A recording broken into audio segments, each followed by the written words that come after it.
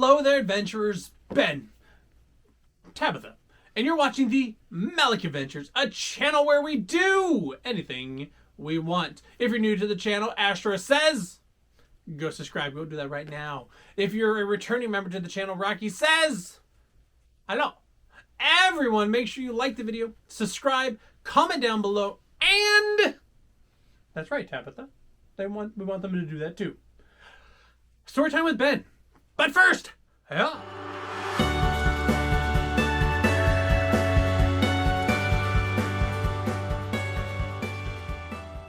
Welcome back to another story time with Ben.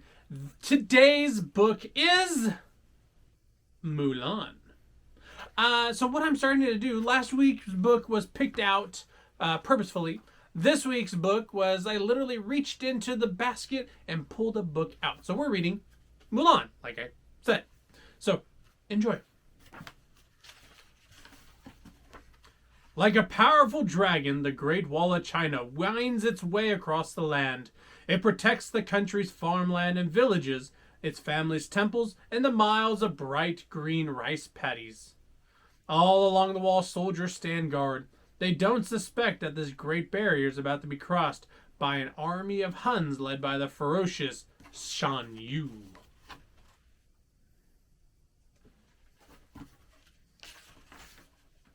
One afternoon, a young woman named Mulan sadly returned home from the village. Making a good marriage was the way the young Chinese woman brought honor to her family. But Mulan's meeting with the matchmaker that morning had ended in disaster. Her father, Fa Zhao, sat with her. With kind, loving words, he assured his daughter that she, like the late blooming blossom that proves to be the most beautiful of all, would bring honor to the family in her own time.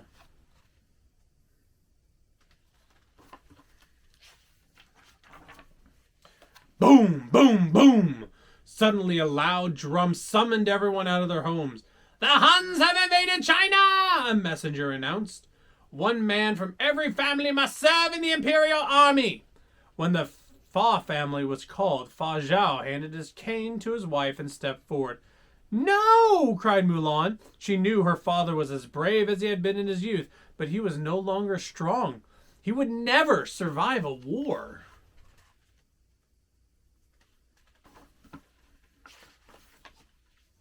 It rained hard that night. Mulan went to the temple, lit incense, and prayed to her ancestors. She made her decision. She would take her father's place. Mulan took Fa Zhao's sword and cut her hair short. Then she put on his armor. Disguised as a man, she rode her horse, Khan, into the storm. A tiny dragon named Mushu raced after her. He wanted to regain his position as a guardian of the Fa family. I'll make Mulan a hero. That will show the ancestors, he said. A lucky cricket named Creaky. Creaky hopped along beside him. Mulan wasn't sure what to think about Mushu and Creaky, but she knew she needed all the help she could get.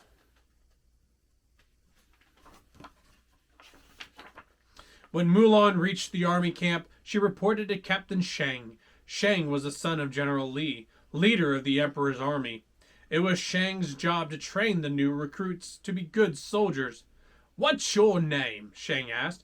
Mulan made up a boy's name. Ping? She stammered. My name is Ping. The recruits had trouble with the training exercises. The most difficult test was retrieving an arrow from the top of a tall column. No recruit had ever been able to do it. Clever Mulan finally figured out how to use strength and discipline to get the arrow. Everyone cheered. Let's get down to business. One evening, Mushu and Creaky overheard Chi Fu, the Emperor's aide, talking to Shang. Your troops will never see battle, he said. This guy is messing with my plans, said Mushu. I think it's time we took this war into our own hands. So Creaky and Mushu put on a clever disguise and delivered a note to Chi Fu. The note read, You and your men are needed at the front at once. Riding a panda. We have that as a Funko Pop. Love that scene. Shang set out immediately with his troops. Soon they came across a burned-out village that had been attacked by the Huns. We must go to the imperial city, he said. We are the only hope for the emperor now. The men trudged on. Suddenly, hundreds of flaming arrows flew down at them. Shan Yu's Hun army was charging toward Shang and his men. "Fire the cannons!" yelled Shang. Soon, only one cannon was left. Mulan looked up at the snowy mountain peak and got an idea. She grabbed the last cannon and fired. The cannonball slammed into the mountain and shook the snow loose. An avalanche thundered down and swept the enemy away.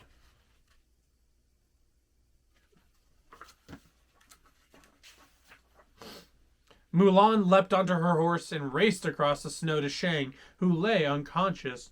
She lifted him onto Kang's strong back. Onto Khan's strong back. Khan skidded dangerously on the steep slope, but the other soldiers helped pull them to safety. When Shang came to, he noticed that Mulan had been wounded.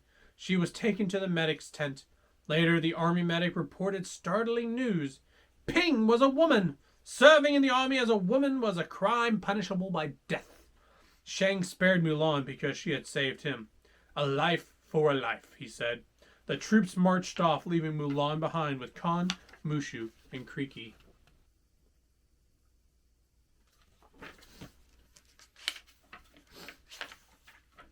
Mulan was about to head home in disgrace, but then she saw Shang Yu and 5 of his soldiers at the top of a cliff, heading toward the imperial city.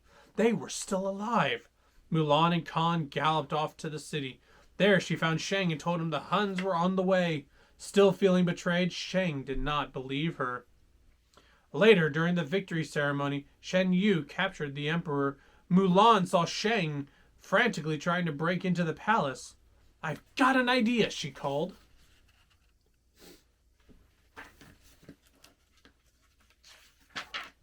Mulan dressed her 3 soldier friends, Yao Ling, Qing Po, in women's clothes, so they could fool the Hun guards. Shang followed them and they overpowered the guards. On a palace balcony, Shang Yu waved his sword at the emperor. "Bow to me," he demanded. At Mulan's signal, the rescuers stormed into the room. The emperor was taken to safety. Shan Yu was furious. He charged toward Mulan. Mulan rushed to Mushu and told him her plan. She sent him off with Kriki to the fireworks tower. Mulan ran through the palace, making sure Shan Yu was following her. Then she led him onto the roof.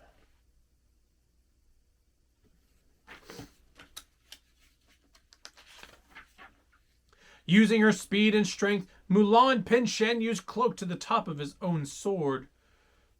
To the roof with his own sword. Mushu arrived with a lit rocket and jumped away just as it crashed into the villain. Kaboom! A spectacular firework explosion dazzled the city. Shan Yu was no more. Mulan approached the emperor. "You have saved us all," he said, bowing to her. He asked Mulan to join his council, but Mulan chose to go home to her family. "Then take this so your family know what you have done for me," he said as he placed his pendant around her neck. Soon Mulan was back at home, enjoying a happy reunion with her family. When Shang arrived, he had realized that Mulan was a very special person indeed. Mushu was a guardian once more. Mulan had brought honor to her family, the ancestors, and all of China. The end. Well, I hope you enjoyed Mulan on this episode of Storytime with Ben from Tabitha and me. Make sure you, my friends, stay safe, stay magical, keep reading. Of course, it's fundamental. We'll see you next time.